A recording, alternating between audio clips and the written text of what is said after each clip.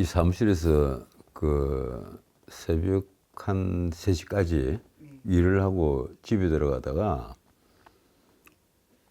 그 뒤에 지금 제가 개를 안 데리고 왔는데 항상 개를 따르고 다닙니다. 이 뭐게요?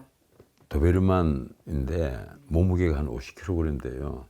그 뒷자리에 태우고 가는데 우리 집 다가서 신호 대기를 하고 있다 신호가 바뀌어서 돌아가는데 갑자기 눈앞에 가로지르는 택시가 있었어요.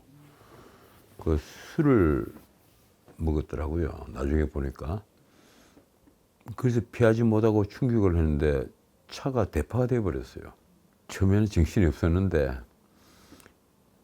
다행히 그 큰 인명사고는 아니었으니까 다행이죠. 이 운전은 방어 운전을 해야 되는데 이번 사고는 방어 운전을 해도 피할 수 없는 사고였습니다. 한번 젊은 시절에 빗길에 미끄러져서 가로수를 잘라먹고 눈에 처박힌 적이 있어요. 그때 생명을 잃지 않은 것이 정말 다행일 정도로 7m 논바닥에 처박혔는데 그것도 시골에서 말입니다. 예, 그런 외 뇌과실로 사고가 난 적은 없어요. 운전을 하는 사람인 저는 세상에서 운전을 가장 잘 한다고 생각할 정도로 오만에 빠진 사람이었고 모든 게 다 그래요. 오만하면 사고가 납니다.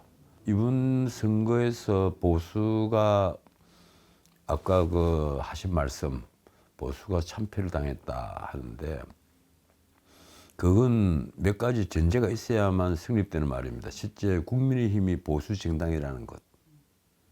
그런데 거기에 대해서 회의를 하는 사람들이 자꾸 늘어나요.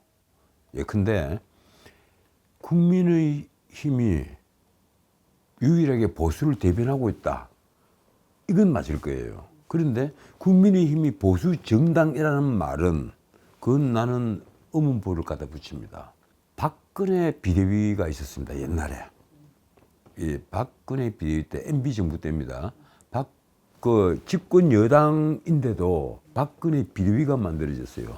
그때도 지방선거에서 참패를 하고 홍준표 대표 시절인데 박근혜 비대위가 만들어졌을 때 처음에 비대위를 만든다고 했을 때 이 중앙일보였습니까? 모 신문은 그때 이 비대위원 후보로 제일 처음에 제 이름을 거론을 할 정도로 저도 그때 이제 정치 비평에 깊이 빠져가 있었을 때인데 그때 박근혜 대통령 이제 그때 대표였죠.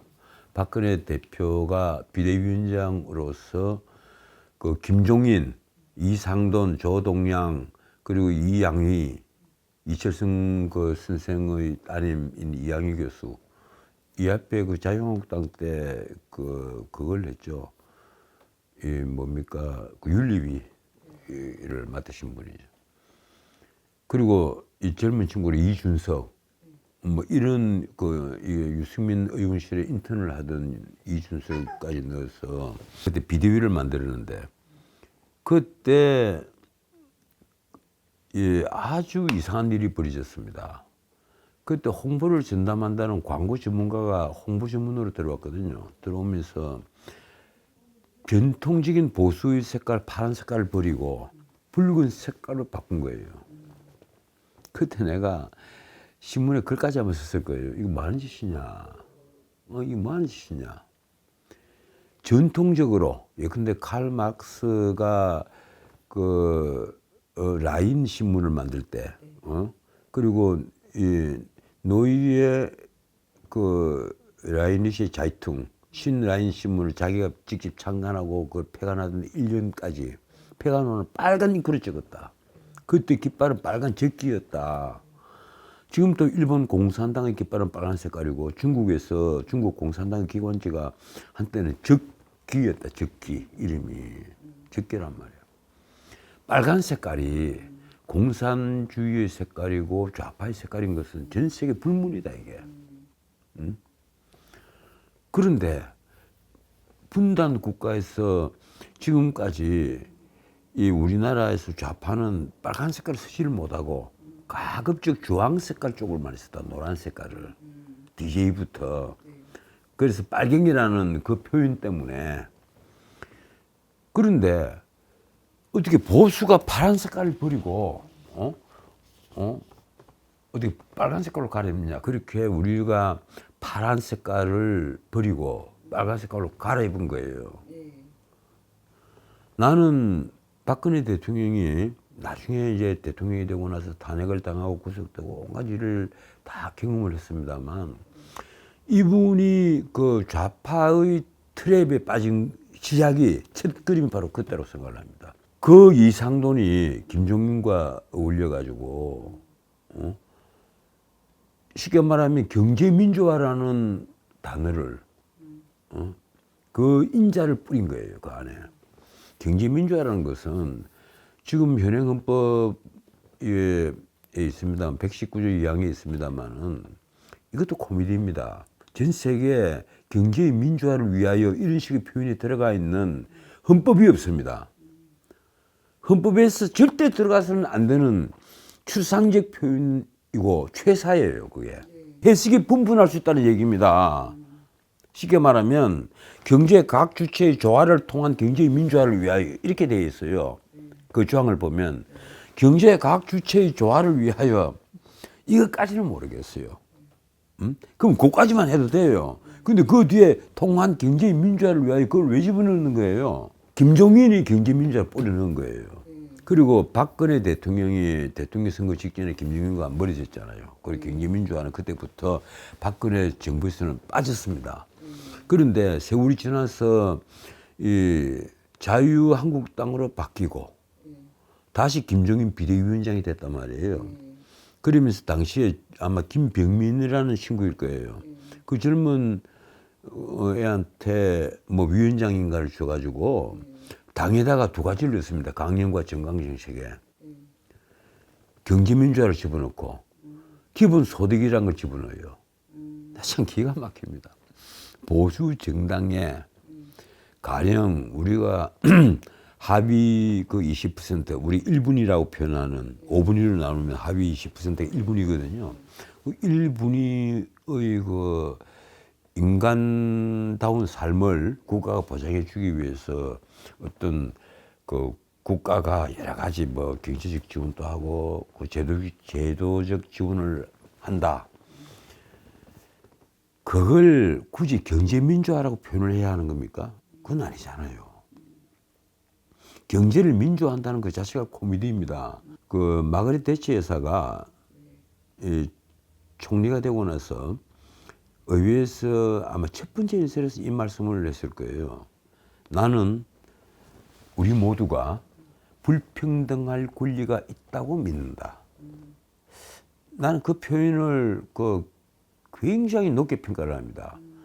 우리 모두가 불평등할 권리가 있다고 믿는다 했을 때 인간은 누구나 평등한 권리를 타고 태어났습니다. 그건 미국 헌법 전문이 아니라도 미국 헌법 전문에 못 박혀 있는 거잖아요. 미국 독립의 아버지 55명이 늘 그 평등 문제, 왜냐하면 영국의 의회 독재에 밀려서 그 배를 타고 친구들주의자들이 왔기 때문에 그 후손들이기 때문에 늘 그 문제에 집착을 한 거예요. 평등권이라는 것. 천부인권이란 말이에요.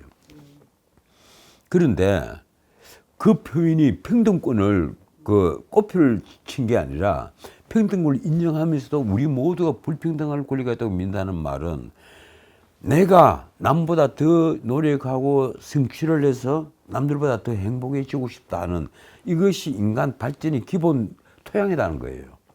그걸 막을 때가 설파를 한 겁니다. 그걸 인정하지 않으면 우리가 자유주의의 자유주의를 우리가 열심히 지지하고 그리고 집단주의보다 더 낫다, 개인주의가 집단주의보다 더 낫다 하는 그 바탕이 깨져버리는 겁니다. 우리 모두는 불평등한 권리를 가지고 있다. 그게 바로 우리 범자유주의의 가장 기본 철학인 거예요. 그런데 경제민주화라는 말은 경제 각 주체의 조화를 통한 경제의 민주화를 위하여, 이게 해석은 무한정 확대가 될 수가 있습니다. 경제의 민주화라는 문제는 그래서 오류를 심어 놓은 겁니다. 그때 김종인이가 나는 자유경제위원장으로 있으면서 제가 뭐 잘한 것이라고는 자랑은 하는 건 아닙니다만 세미나를 참 많이 했어요. 수없는 세미나를 하면서 내가 늘 경제학자들에게 그 얘기를 쭉 들어보면서 하나 그 하는 게 추상적인 표현을 가급적 좀 빼달라. 세미나를 할 때도 그리고 우리 자료내 주는데도 그 추상적인 표현은 사실은 크게 도움이 되지 않는다. 그리고 내가 뭐 계량 경제학자는 아니지만은 실질적인 근거를 가급적이면 좀 대달라 하는 얘기를 자주 하는데 어떻든 그때 우리 새누리당 그때 자유한국당 국민의힘까지 내려오는 그 정통 보수당이라고 하는 당이 보수로서의 정체성을 잃어버린 거예요. 내가 요번에도 어제 그저께 내가 뭐 방송 몇 군데 나가면서 그런 얘기를 했어요. 지금 국민의힘 의원 108명 중에 강령과 정강 정책을 제대로 읽어보고 있는 사람이 몇 사람이나 될까?